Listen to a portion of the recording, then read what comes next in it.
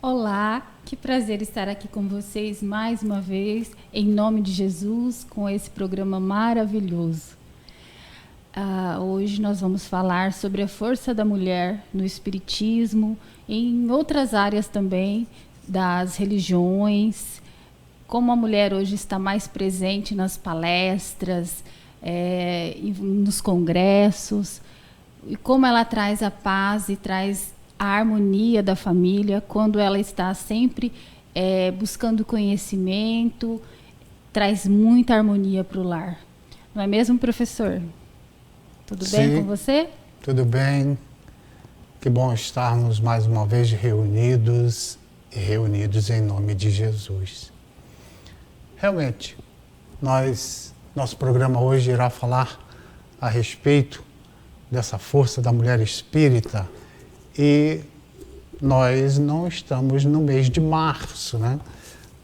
Porque março convencionou-se ser o mês em homenagem à mulher, mas nós todos sabemos que o mês, que o dia, que a hora da mulher é em todo instante. Então vamos dar início no programa hoje com uma leitura de um livro diferente. Nós vamos ler um capítulo do livro O Pão Nosso, que é de autoria do Espírito Emmanuel e psicografia de Francisco Cândido Xavier. Hoje com o capítulo 93, o Evangelho e a Mulher. E olha que interessante, porque a gente já começa demonstrando que nós escolhemos esse capítulo especialmente porque fala a respeito do Evangelho e a mulher. Nós vamos ver para onde Emmanuel quer nos levar com este capítulo. E ele escolhe o versículo 28 do capítulo 5 de Efésios, de autoria de Paulo de Tarso. Assim, devem os maridos amar suas próprias mulheres como a seus próprios corpos. Quem ama sua mulher, ama a si mesmo. Interessante, né? Que Paulo de Tarso faz até mesmo uma analogia com o ensinamento de Jesus, que quem ama ao próximo, amar ao próximo como a si mesmo. E aqui Paulo de Tarso está falando de amar a sua esposa como amar a si mesmo. Ou seja, e o próximo dentro de um casamento, qual é o próximo mais próximo? É a esposa do marido, o marido da esposa. Vamos ver o que Emmanuel nos diz. Muita vez, o apóstolo dos gentios tem sido acusado de excessiva severidade para com o elemento feminino. Em alguns trechos das cartas que dirigiu às igrejas, Paulo propôs medidas austeras que, de certo modo, chocaram inúmeros aprendizes. E então, Emmanuel já está nos dizendo que Paulo usava de severidade, mas que isso era um entendimento de alguns, porque cá para nós fica um segredo aqui, né? Quem quer falar mal, fala mal do bem que quiser. Então, sem fazer uma análise mais profunda, sai emitindo qualquer opinião. Sem perceber, às vezes, o contexto da história, o tempo em que foi dito. E aí nós vamos seguir com Emmanuel para irmos entendendo. Poucos discípulos repararam na energia das palavras dele a mobilização dos recursos do Cristo para que se fortalecesse a defesa da mulher e dos patrimônios de elevação que lhe dizem respeito.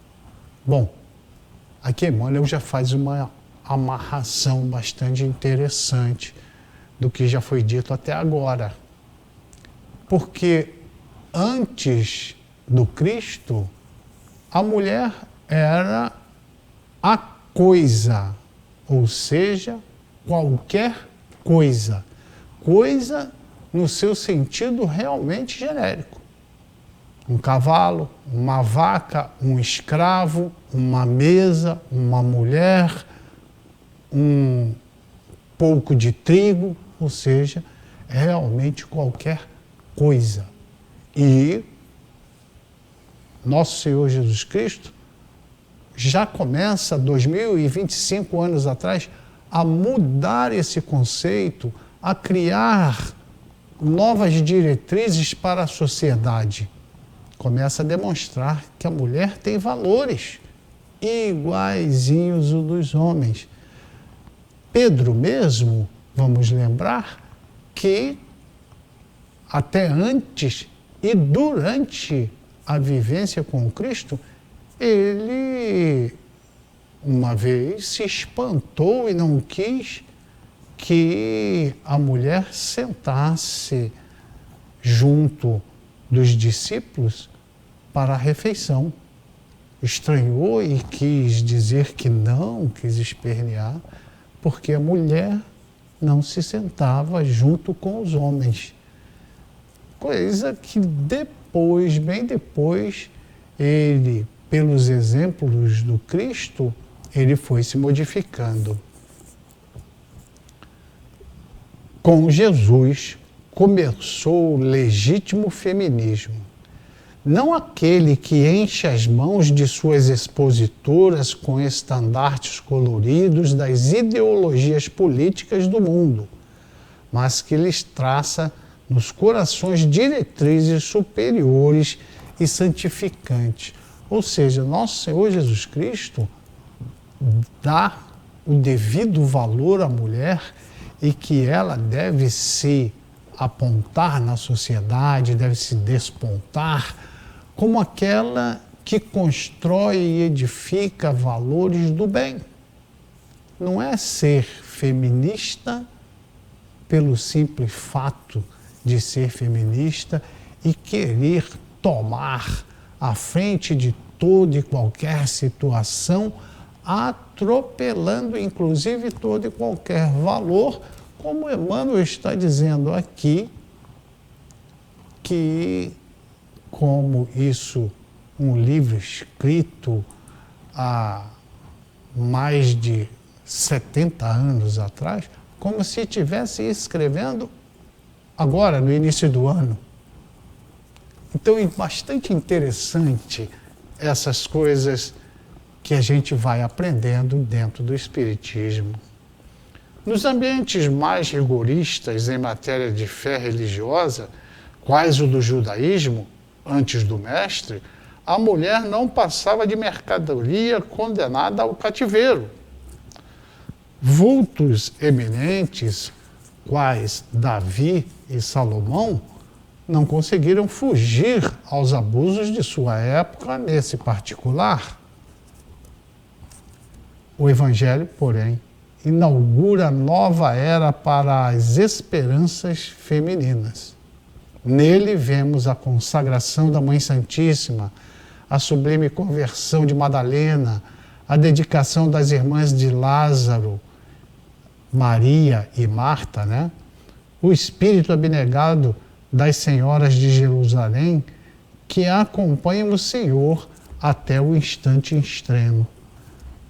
Olha só quantas mulheres já na época do Cristo já se destacavam, já eram trabalhadoras na seara do amor. Lembrando que essa palavra que abalou as estruturas de Roma, o amor, foi trazida por Jesus. E essas mulheres eram as edificações seguras, os alicerces seguros. Muitas das mulheres, das costureiras, que viabilizavam recursos, doavam esses valores para que a caravana de Jesus fosse avançando, tivesse recurso para se alimentar, tivesse recurso para poder comprar os alimentos.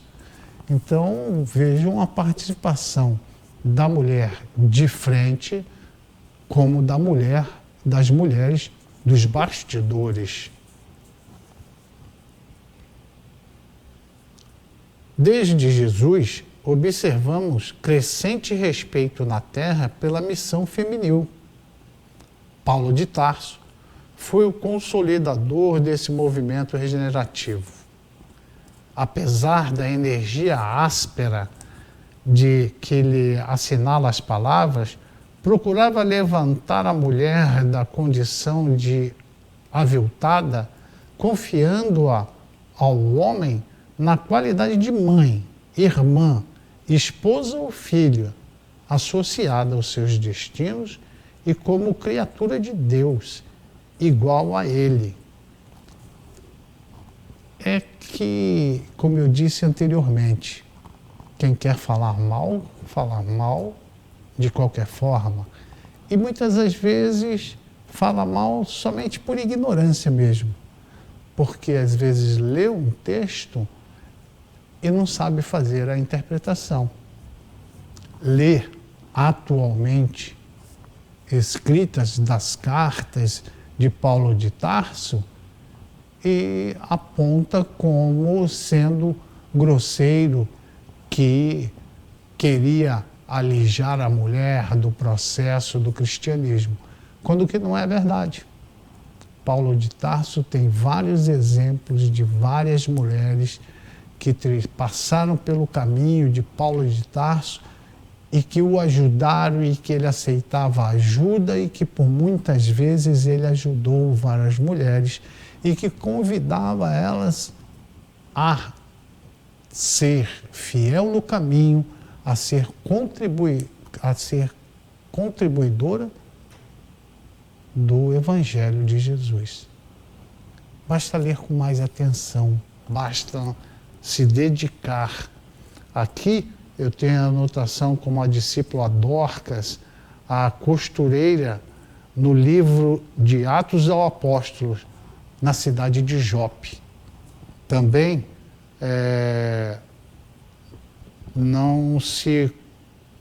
quando Jesus diz que não se coloca remendo novo em roupa velha, ele está adaptando os seus ensinamentos para as mulheres.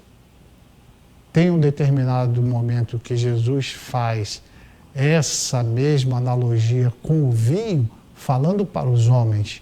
Quando ele está falando aqui, está falando para as costureiras, está falando para as mulheres, de uma forma em geral.